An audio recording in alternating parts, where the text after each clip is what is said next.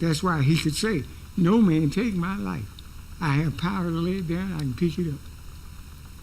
Many occasions when he was in the synagogue, said the religious leaders sought to take him. He walked right through them and they couldn't put their hands on him. Why? Because his time for passion had not come. And see, you being a servant of God, he is the one that has set your time.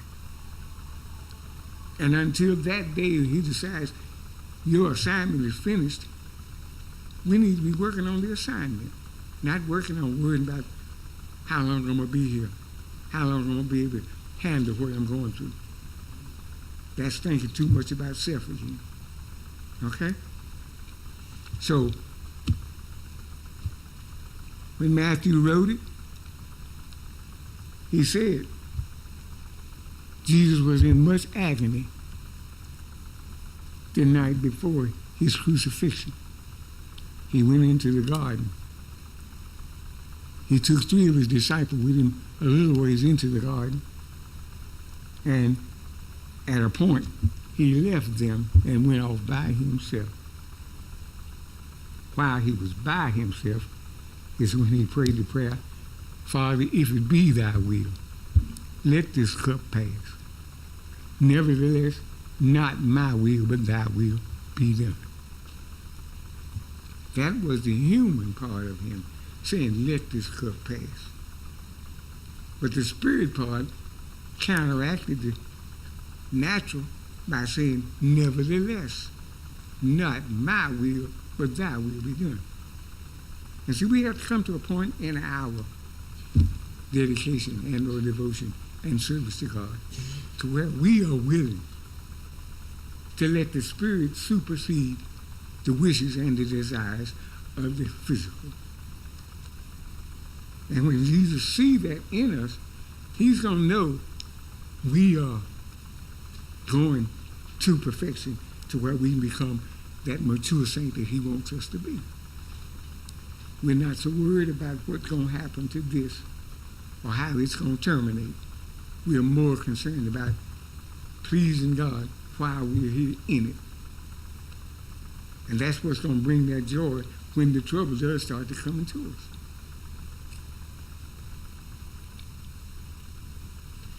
I'll tell you this and then I'm going to stop.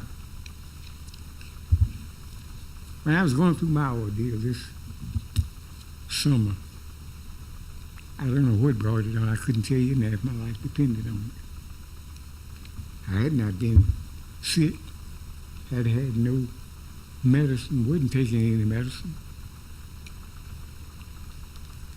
And just one day, I went out to my mailbox.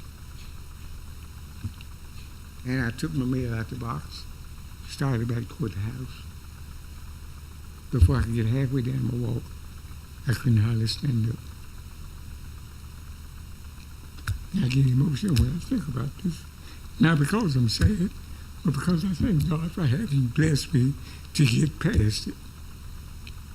But that particular day, I got so weak, I had to crawl to my kitchen door to get back in the house.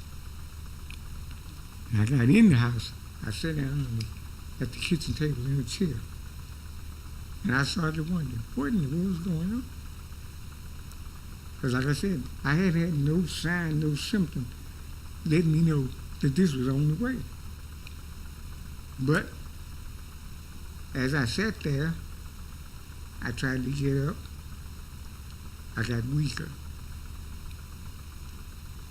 I finally did. And thank God I was sitting near my phone. I called my sister-in-law and tried my best to explain to her what had happened. And she came down to the house. She wanted to call the rescue squad. I told her no. I said, if you got your car, I said, you can help me get to your car, we can get to the hospital. So she did the best to help me struggle to get out there and get in her car. And one of the reasons why I didn't want her to call the rescue squad was because when my wife was sick, we called the rescue squad one time. And thank God I didn't have to pay the bill. But when the rescue squad carried my wife to the hospital, I got the bill it was almost for $2,000 from driving from my house to the hospital in the rescue squad. I said, thank God I had my sister-in-law there to take me in the car. But I told her that's one reason I didn't want to go in the rescue squad. I said, if I die along the way, so be it. But anyway, as I was laying in the hospital in Louisville in Roanoke, I had several different doctors coming in, questioning me and doing such and such, checking my respiration and all that kind of thing that they do. But I hadn't had nobody tell me what was going on, what had happened to me. To this day, I haven't had nobody tell me. But as I was laying there, the second time I had to go back to Louisville, I was laying there one Tuesday morning, and somewhere during the middle of the night, a different spirit came on me. I had been feeling down and depressed from the time I had gone up there until that particular morning. I don't know what time of morning it was still dark. But the spirit told me, you're going home today. And I thought, now, what's this talking to me? Who is this talking to me? But at the same time, I was feeling a difference in my physical body. And sure enough, when the doctor came in that morning, he was grinning. He was smiling. He said, Mr. King, he was a Pakistani or somebody from that area. He wasn't speaking normal English. He was talking English, but he had that accent. Mr. King, you are going home today. I said, what? He said, yes, sir, you are going home today. And like I said, I went home that day. But it was God had told me that night that you are going home. I did not and cannot explain it, but I thank God. I'm not fully out of the situation, but I'm to the point where He's got me where I'm mobile again, and I thank Him for that.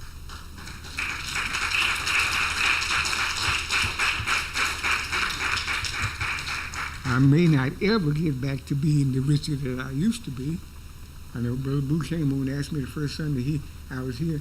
He said, "Brother man, when are we going to have you back up there with us on the guitar?" I told him, I don't know. I said, I want to be up there today, but I can't. I said, my hands are too shaky. But and whether I play or not again, I don't know. I've picked it up once or twice at home and tried to play it. Haven't gotten back to where I was I'm good enough to come play for y'all yet, so I won't try that until I feel comfortable about it. But I thank God for the progress, and most of all, I thank God for you all, because I really feel like this is why I'm here. I thank God for you. And as Brother Maurice was saying last night, you got to think positive, and you got to be positive. And you can't let your present situation dictate your future status. You got to be about God's business while you can, because you don't know. And if you know, like Peter, that if you suffer for him, you reign with him, you don't have to worry about what the future physically means to you. So if you didn't get nothing else out of this, our victory through suffering is through the Lord Jesus Christ. We certainly hope you got something out of what we've said tonight.